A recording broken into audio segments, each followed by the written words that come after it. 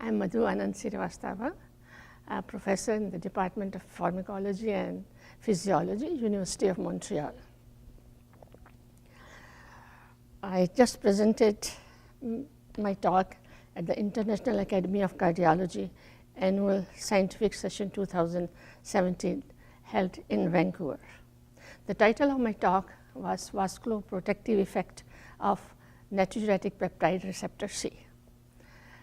The hypertension is associated with vascular remodeling, which is attributed to hyperproliferation and hypertrophy of vascular smooth muscle cells.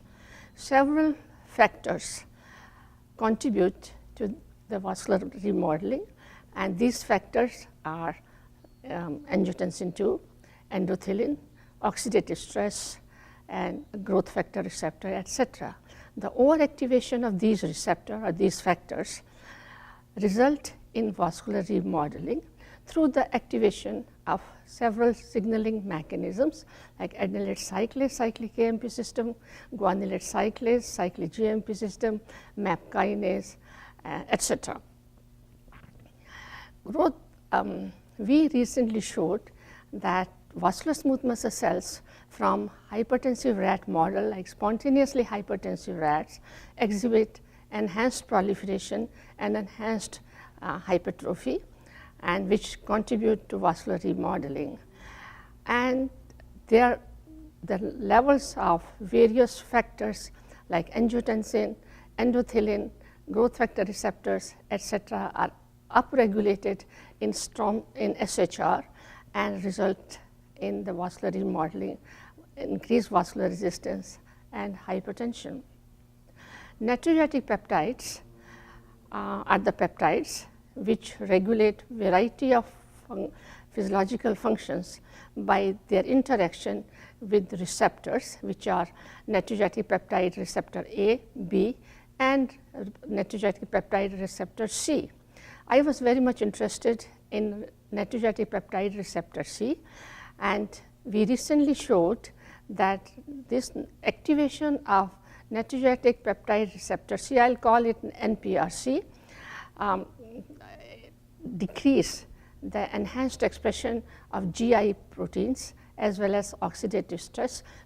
So we were interested to see whether the inhibition of these factors like oxidative stress and GI protein will result in the decrease in vascular remodeling, that is decrease in hyperproliferation as well as hypertrophy, and attenuate the development of blood pressure.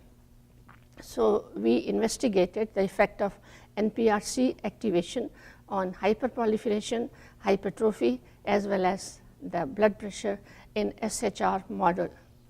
So we showed that the treatment of vascular smooth muscle cells with NPRC specific agonist CANP423 decrease the hyperproliferation as well as hypertrophy of vascular smooth muscle cells through the inhibition of various signaling molecules like angiotensin receptor, growth factor receptor, C-SARC, oxidative stress, and MAP kinase signaling.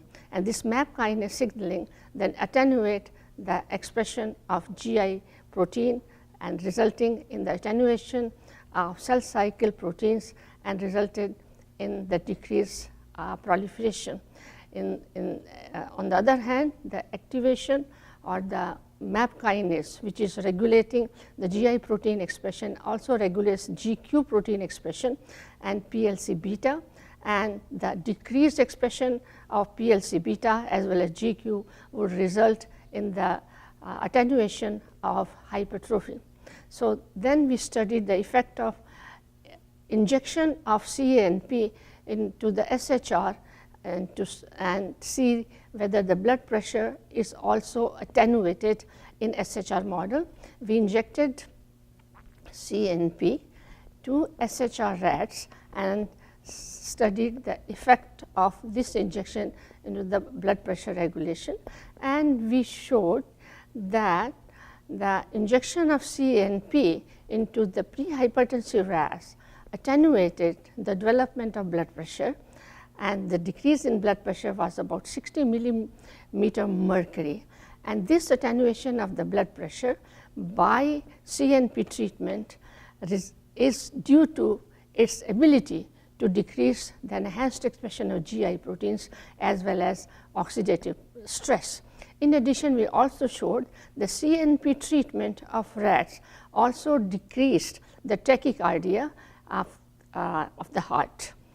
And thus, we showed in summary that the treatment of SHR with CNP, that is the agonist of NPRC receptor, attenuate the hyperproliferation, attenuate the hypertrophy of vascular smooth muscle cells, as well as attenuated the development of blood pressure through the inhibition of different signaling pathways.